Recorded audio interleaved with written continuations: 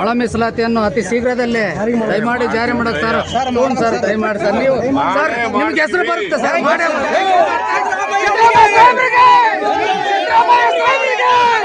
ಸಿದ್ದರಾಮಯ್ಯ ಸಾಹೇಬ್ರಿಗೆ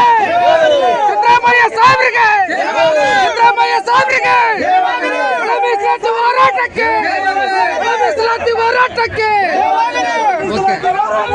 ಜಯವಾಗಲಿ. ಆಗಲಿ ರೈಟ್. Thank you sir. ಬರಬ್ಬರಿ